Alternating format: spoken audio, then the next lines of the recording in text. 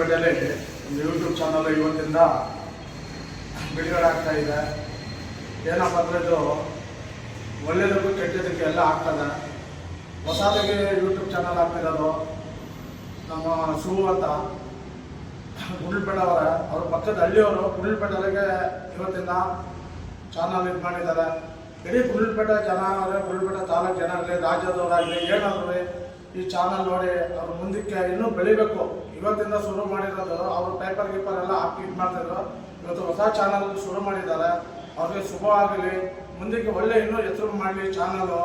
ಈಗ ಸುಮಾರು ಚಾನಲ್ಗಳು ನೋಡ್ತಾ ಇದ್ವಿ. ನಮಗೆ ಇದು ನಮ್ಮ ಫ್ರೆಂಡ್ ಇವರು ನಮ್ಗೆ ಇನ್ನೂ ಖುಷಿ ಮಾಡ್ತಿರೋದು ಚಾನಲ್ ಇದು.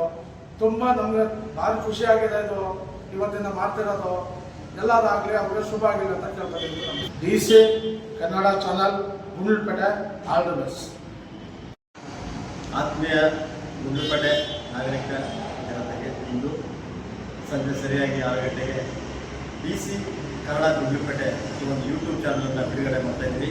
ನಮ್ಮ ಆತ್ಮೀಯ ಸ್ನೇಹಿತರಾದಂಥ ಸಂಪಾದಕನಾಗಿದ್ದು ಕಳೆದ 8 ವರ್ಷಗಳಿಂದ ಪತ್ರಿಕಾ ರಂಗದಲ್ಲಿದ್ದು ಇಂದು ಸ್ವತಃ ಅವರು ಒಂದು ಯೂಟ್ಯೂಬ್ ಚಾನಲನ್ನು ಇಂದು ಸಂಜೆ ಬಿಡುಗಡೆ ಮಾಡ್ತಾ ಇದ್ದೆ. ಹಾಗಾಗಿ ನಾನು ಅವರ ಸ್ನೇಹಿತರಾಗಿ ಕೂಡ ಪತ್ರಿಕಾ ರಂಗದಲ್ಲಿ ಕೂಡ ನಾನು ಅವ್ರ ಜೊತೆ 5 ವರ್ಷ ಒಡನಾಟದ ಮಾಡ್ತಾಯಿದ್ದು. ಈ ದಿನ ಅವರ ಚಾನಲ್ಗೆ ಹಾಗೂ ಈ ಒಂದು ಗುಂಡ್ಲುಪೇಟೆ ಪಟ್ಟಣದ ಜನತೆಗೆ ಒಳ್ಳೊಳ್ಳೆಯ ಸುದ್ದಿಯನ್ನು ಕೊಡಲಿ ಅಂತ ಹೇಳ್ತಾ DC ಕನ್ನಡ ಗುಂಡ್ಲುಪೇಟೆ ಚಾನಲ್ಗೆ ಆದಷ್ಟು ಹೇಳ್ತಾ ಇದ್ದೀನಿ. ಪತ್ರಿಕಾ ರಂಗದಲ್ಲಿ ನೂತನವಾಗಿರುವ ಇಂದಿನಿಂದ DC ಕನ್ನಡ ನ್ಯೂಸ್ ಚಾನಲ್ ಎಂಬುದು ಲೋಕಾರ್ಪಣೆ ಇನ್ನೇನು ಕೆಲವೇ ಗಂಟೆಗಳಲ್ಲಿ ಲೋಕಾರ್ಪಣೆ ಬರ್ತಾರೆ. ದೇವರಹಳ್ಳಿ ಸಂಪೂರ್ಣವಾದ ಸಾಗುತ್ತದೆ ಮುಂದೆ ಬರ್ತಂಥ ಈ ಚಾನಲ್ ನಾಡಿನೆಲ್ಲೆಡೆ ಹೆಸರು ಮಾಡಿ ಒಳ್ಳೆಯ ಸುದ್ದಿಗಳನ್ನು ನೀಡಲೆಂದು ಒಬ್ಬ ಸ್ನೇಹಿತನಾಗಿ ಹಾರೈಸ್ತಾ ಇದ್ದೀನಿ. DC ಕನ್ನಡ ನ್ಯೂಸ್ ಚಾನಲ್ಗೆ ಅಭಿನಂದನೆಗಳು.